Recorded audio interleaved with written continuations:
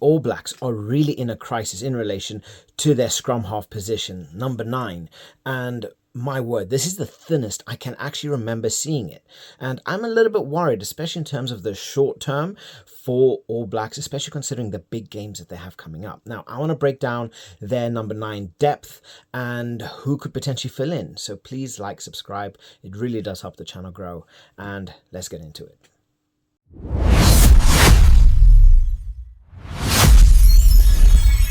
Now, like I said, the All Blacks are really struggling when it comes down to their number 9 position. They have been plagued, absolutely plagued with injury. Normally where they actually have relatively good cover, they are now stretched really, really thin, with Finlay Christie being the only fully fit, capped halfback that they actually do have. So is Finlay Christie in the same conversation as the likes of your Cam Roigard, your Cortez Ratima?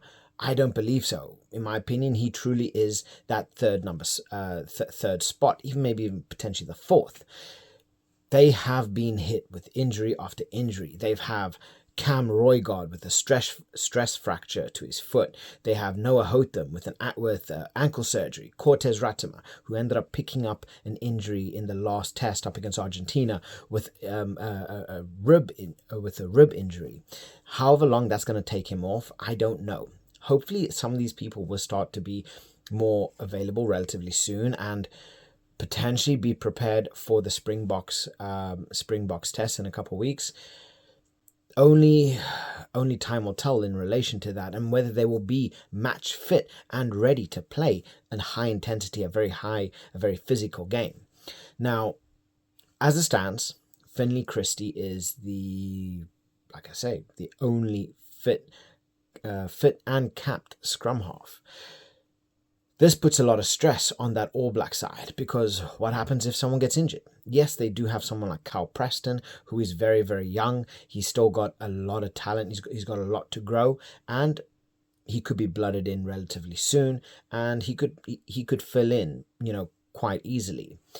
But that comes with the likes of the inexperience playing at test match level, where someone like Finlay Christie does have a lot more. They could also look to Folau Fakatava, who I believe he plays for the Highlanders. He will also bring something different. As to whether he would even be considered, I don't know, but he definitely is an option there.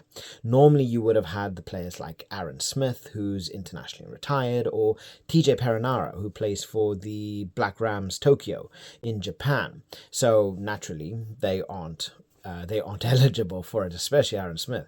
But they are really, really thin.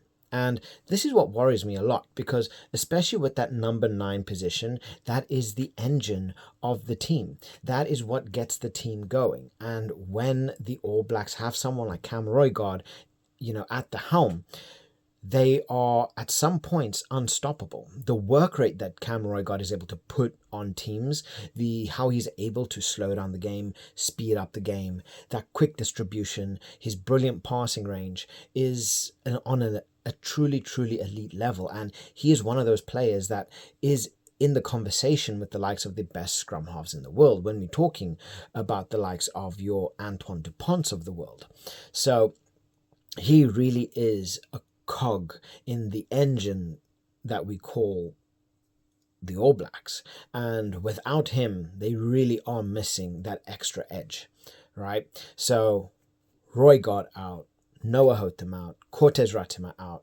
That leaves Finlay Christie in with players that are inexperienced at international level. So who is potentially going to be starting up against the Springboks?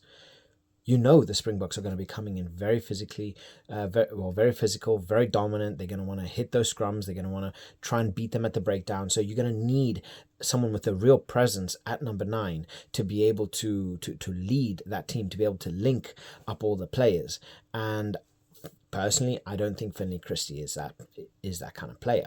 Don't get me wrong. Finlay Christie is seriously talented. I mean, just to be able to be recognized as an All Black, you have to have that special oomph about you. You got to have that special talent about you. And honestly, when he ended up coming on, he actually played pretty well. He brought a nice energy about him. He was moving the ball around pretty quickly, but yeah, things kind of went south from there. Now, I'm not necessarily blaming Finlay Christie for it, but I think we would have seen a completely different effect if someone like Cam Roigard was at the helm there. So they are really, really struggling right now. What happens if Finlay Christie gets injured? If Finlay Christie is going to be the only fit and ready scrum half for the Springbok game, let's say Cam Roigard's not ready, Noah Hotham's not ready, Cortez Ratima's not ready, they're not fully fit, they're not ready to go, and Finlay Christie's your only player there, who's now going to fill in?